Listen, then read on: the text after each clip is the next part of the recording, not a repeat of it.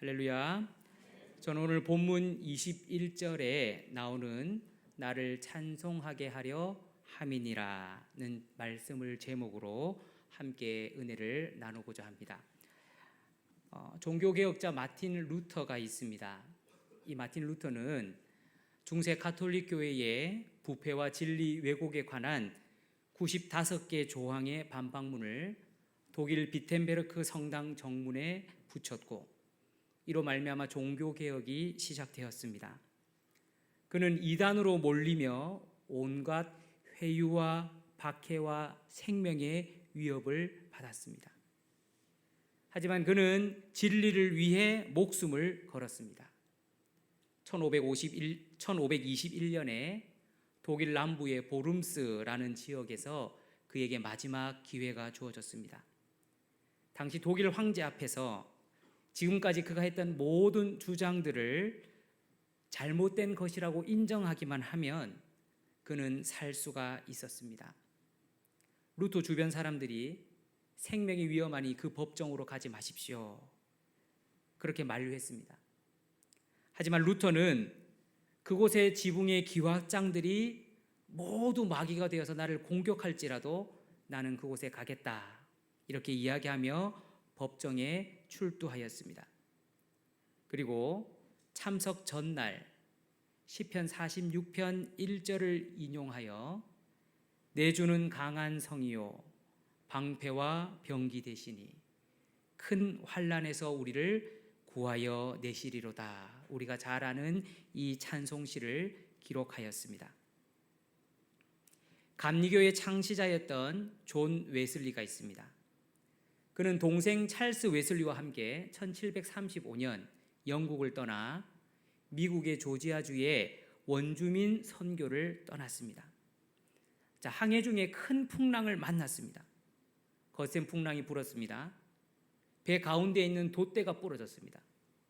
그래서 그 돛이 배의 갑판을 덮어버리고 배는 방향을 잃고 이리저리 흔들리기 시작했습니다. 무서운 파도가 배를 잠식해서 파도 속에 잠기게 되었습니다. 이러한 긴박한 상황 가운데 하나님을 믿는 기독교인들조차도 죽음의 공포 앞에서 두려움에 소리쳤습니다. 그런데 그때 그 배에 26명의 모라비안이라고 하는 교인들이 타고 있었습니다. 그들은 그 어려운 환난 가운데서도 놀라우리만치 평온했고, 그들은 잠잠히 시편으로 지어진 찬송가를 불렀습니다. 이 모습을 지켜보고 있었던 웨슬리 형제는 자신의 믿음 없음에 큰 충격을 받습니다. 이들이 겪었던 이 사건은 그들에게 있어 제2의 회심이라고 불릴 만큼 큰 영향을 주었고, 이후에 감리교가 일어나게 된 계기가 되었습니다. 이 사건 후에 5년 후에 동생 찰스 웨슬리는 이때의 경험을 바탕으로 우리가 부르고 있는 찬송가 388장 비바람이 칠 때와 물결 높이 일 때에 사랑 많은 우리 주 나를 품어주소서, 구주 의지하옵고 도와주신 비오니 할 수 없는 죄인을 주여 보호하소서, 이러한 찬송시를 기록하게 되었습니다. 성경으로 눈을 돌려보면 우리가 잘 아는 다윗이 있습니다. 다윗은 고독하고 위험한 광야에서 양치기로 살았습니다. 하지만 그 가운데 그는 뭐라고 찬양했습니까? 여호와는 나의 목자시니 내게 부족함이 없으리로다, 이렇게 찬양을 했습니다. 아무것도 보이지 않고 아무 소리도 들리지 않는 광야, 때때로 곰과 사자와 같은 맹수들의 위험이 있는 광야. 양들은 아무것도 모릅니다. 목자인 자기만을 의지하고 갈 바 모르는 양들을 돌봐야 했던 이런 외로운 목자의 삶, 그 속에서 다윗은 하나님을 찬양했습니다. 뿐만 아니라 그는 그의 인생 전체를 통해 그의 인생의 광야에서도 하나님을 찬양하며 모든 고난과 어려움을 이겨내었습니다.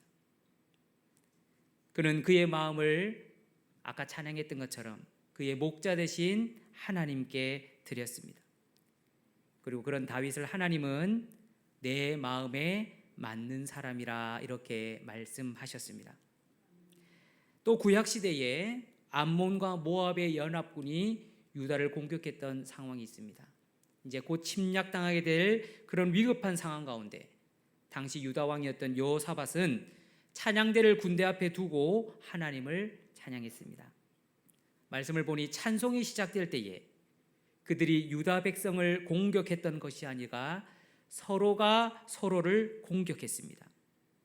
그 결과 망대에서 그 무리를 본즉 땅에 엎드러진 시체들 뿐이요 한 사람도 피한 자가 없었다, 그렇게 기록하고 있습니다. 또한 그들이 남긴 물건을 이렇게 탈취해서 가지고 오는데 너무 양이 많아서 3일이나 걸렸다, 그렇게 기록하고 있습니다. 신약에 바울과 실라는 빌립보에서 복음을 전하고 귀신을 내쫓다가 매에 많이 맞고 발에 착고에 채인 채로 감옥에 갇혔습니다. 하지만 이들이 한밤중에 기도하고 찬송할 때에 옥토가 움직이고 문이 다 열리고 쇠사슬이 풀려졌습니다. 오히려 그들을 감시하던 간수와 그의 가족들이 구원받는 역사가 일어났습니다. 제가 여러 가지 이야기를 했는데요, 여러분, 성경의 많은 인물들 그리고 우리의 많은 믿음의 선진들이 찬양을 통해 하나님의 은혜를 경험한 줄로 믿습니다. 여러분, 찬양이 우리의 신앙생활에서 빠질 수 있을까요? 지금도 우리는 찬양을 통해 하나님의 은혜를 경험하고 있습니다. 찬양이 없는 신앙생활은 상상할 수 없는 것입니다. 여러분, 그렇다면 찬양이란 무엇일까요? 자, 오늘 본문 말씀을 보시면 1절에 이렇게 말씀합니다. 야곱아, 너를 창조하신 여호와께서 지금 말씀하시느니라. 이스라엘아, 너를 지으신 이가 말씀하시느니라. 여러분, 두 번이나 하나님께서 직접 말씀하고 계심을 강조하여 지금 기록하고 있습니다. 하나님이 지금 말씀하십니다. 뭐라고 말씀하십니까? 우리가 아까 쭉 읽었지만 사실 결론은 21절의 말씀입니다. 21절에 이 백성은 내가 나를 위하여 지었나니 나를 찬송하게 하려 함이니라. 그 뒤에 22절부터는 그러나로 시작해서 불순종하는 이스라엘의 모습을 책망하시는 내용입니다. 그러므로 오늘 본문의 21절이 지금 이 순간 직접 말씀하시는 하나님이 말씀하시려는 결론인 것입니다. 하나님 말씀하십니다. 내가 너를 지었다. 너는 바로 나를 위하여 지었다. 나를 찬송하게 하려고 너를 지었다. 이렇게 말씀하시는 것입니다. 여러분, 저와 여러분, 우리의 존재의 목적은 바로 하나님을 찬양하는 것입니다. 그래서 웨스트민스터 소요리 문답서 제1문항에 뭐라고 기록합니까? 사람의 제일 되는 목적이 바로 하나님을 영화롭게 하는 것과 영원토록 그를 즐거워하는 것이다, 이렇게 기록하는 것입니다. 하나님은 우리의 찬양을 받기를 원하십니다. 저는 하나님의 은혜로 여러 찬양팀들을 봐왔습니다. 그리고 본 것뿐만 아니라 경험했습니다. 요즘은 인터넷 유튜브가 발달하면서 더 많이 접하게 되는 것 같습니다.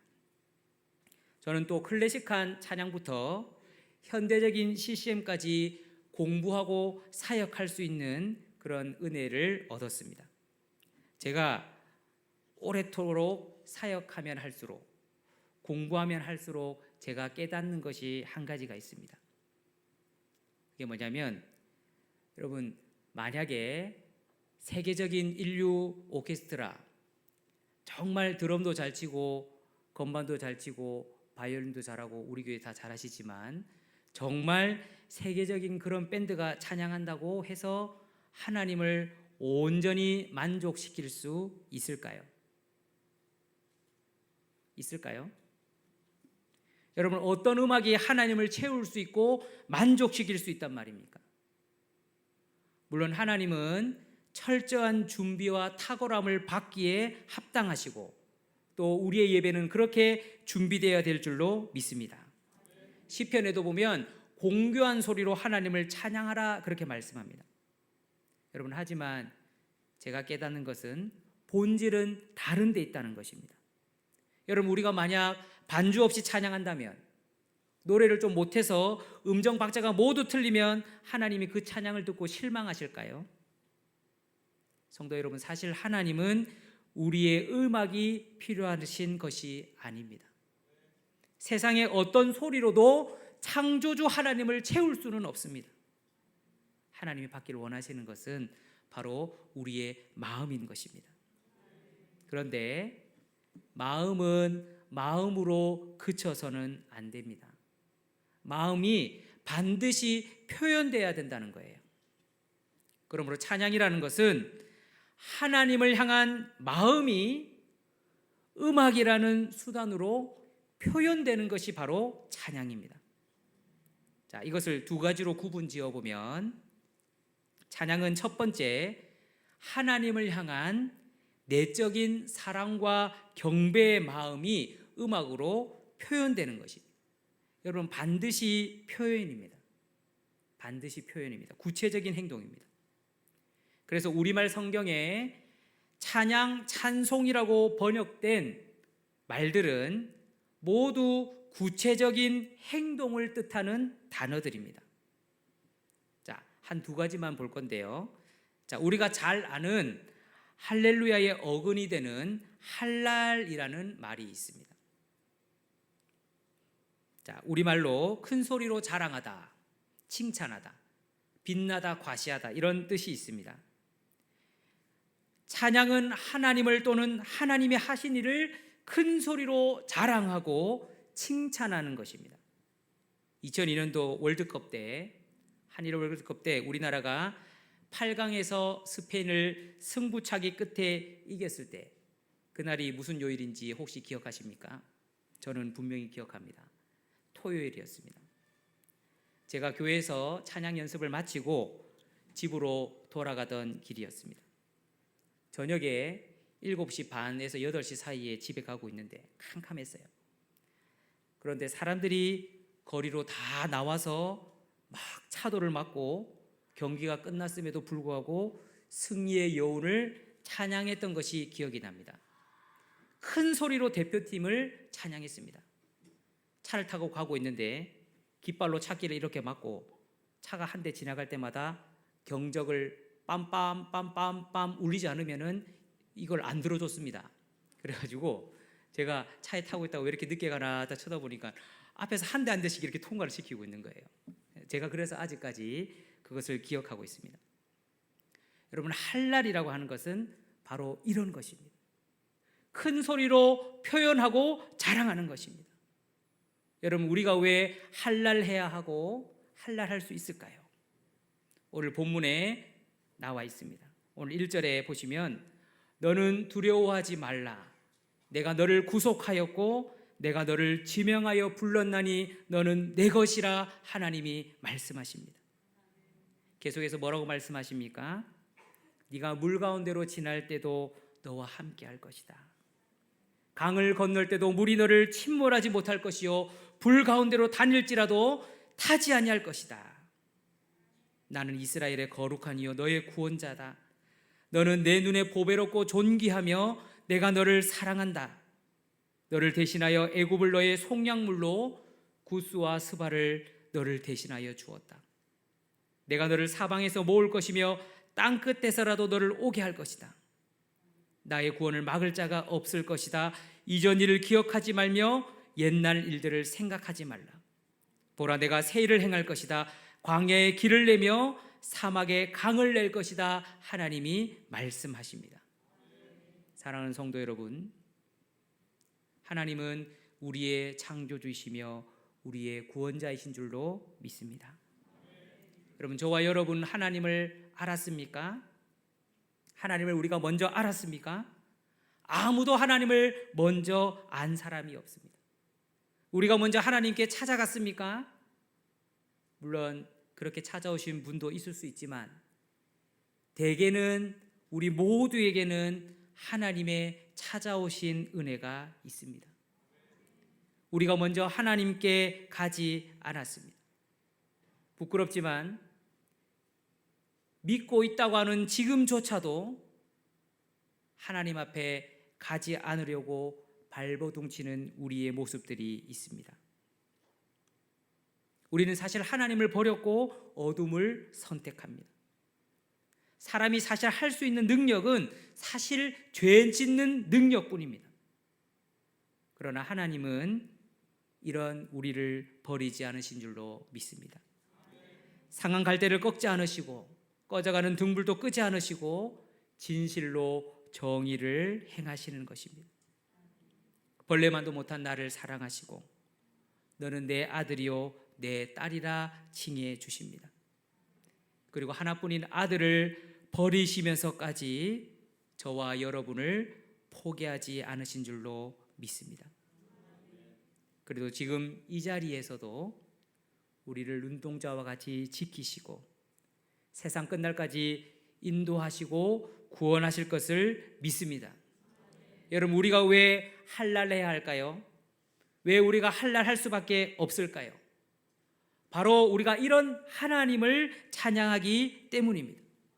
우리가 하나님을 큰 소리로 칭찬하고 찬양하고 자랑하는 것, 표현하는 것이 바로 할랄이요 우리의 찬양이 되어야 하는 것입니다. 우리가 가끔 잘못 생각하고 있는 것이 있습니다. 여러분 잘 생각하십시오. 엄숙한 것이 거룩이나 경건이 절대 아닙니다. 하나님이 받으셔야 할 영광을 마땅히 드리는 것이 진정한 거룩이요 경건인 것입니다. 찬양은 내 기분에 좌우되는 것이 아니고 내 방식을 고집하는 것도 아닙니다. 여러분, 찬양에는 하나님의 방식만이 있습니다. 왜냐하면 오직 하나님만이 이유가 되시기 때문입니다. 변치 않는 그 놀라운 사랑과 그 위대하심이 찬양의 근거가 되기 때문에 우리는 늘 하나님을 할랄해야 하는 것입니다. 우리의 마음을 쏟아부어 하나님을 향해 표현할 수밖에 없는 것입니다. 또 한 가지 단어를 살펴보자면 자마르라는 말이 있습니다. 자, 줄을 퉁기다, 현악기를 연주하다 이런 뜻입니다. 예전에 크리스찬 기타 브랜드 중에 지금도 있는데 자마 기타라는 브랜드가 있었습니다. 그런데 자마르의 참 의미는 악기와 노래를 총동원해서 내가 동원할 수 있는 모든 수단을 다 동원해서 찬양하라는 뜻입니다. 여러분, 우리가 찬양할 때 손을 들고 감사하며 외치며 손뼉치며 춤을 추며 일어서서 내가 드릴 수 있는 모든 표현 방식으로 하나님을 찬양하는 것입니다. 여러분, 기억해야 할 것은 찬양은 마음의 태도가 아닙니다. 그 마음의 태도의 표현이 바로 찬양인 것입니다. 여러분, 우리가 찬양하고 싶은 마음의 태도는 반드시 찬양의 표현으로 나타나야 하는 것입니다. 자, 하나님을 향해 찬양했다면 두 번째 찬양은 세상을 향해 하나님을 선포하고 받은 은혜를 간증하는 것입니다. 자, 방향이 다르죠. 예전에 담임 목사님께서 찬송과 찬양을 통해 말씀해 주셨습니다. 하나님을 향해 찬양하고 또한 사람들을 향해 선포되고 고백되는 것 또한 찬양입니다. 자, 베드로 전서 2장 9절 우리 한 목소리로 같이 자막을 보시며 읽겠습니다. 시작.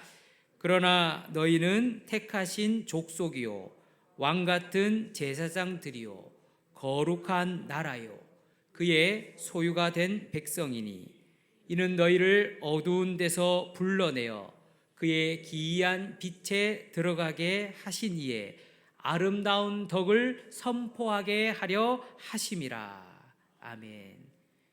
여러분, 방금 읽었던 이사야의 말씀은, 베드로 전서의 말씀은 사실 이사야의 말씀과 겹쳐지는 것입니다. 이사야의 말씀이 베드로를 통해 반복되고 있는 것입니다.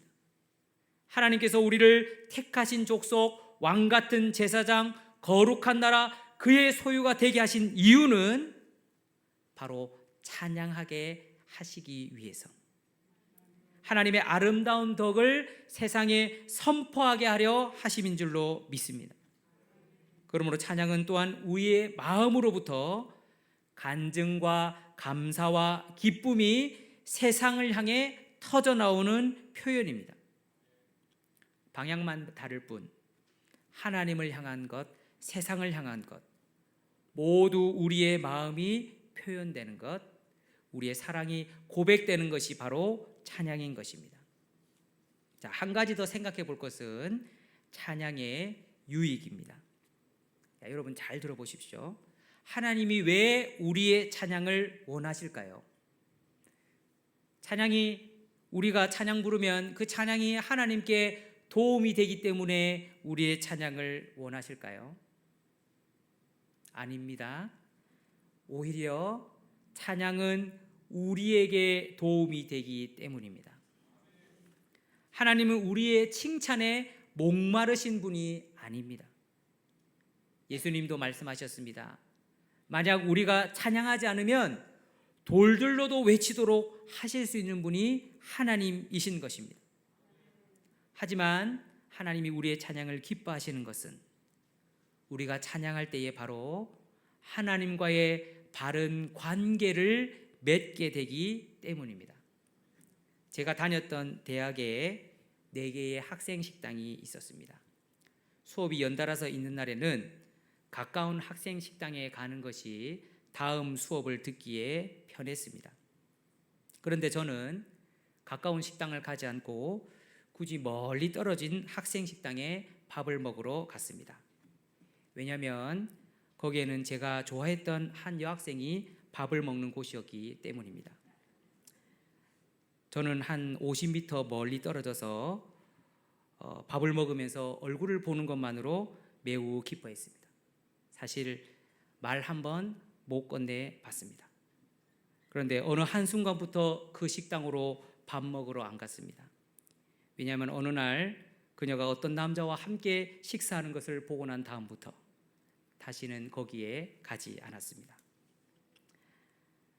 이때 제가 중요한 사실을 하나 깨달았습니다. 사랑이 무조건 아름답지는 않구나.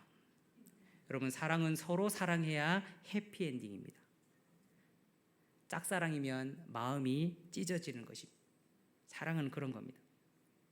여러분, 하나님은 사람을 완성시키셨습니다. 그런데 여러분 잘 이해하고 들으십시오. 사람도 하나님을 완성시킵니다. 이 말은 하나님이 인간처럼 불완전하시다는 뜻이 아닙니다. 하나님의 만족이 바로 우리를 통해 이루어진다는 뜻입니다.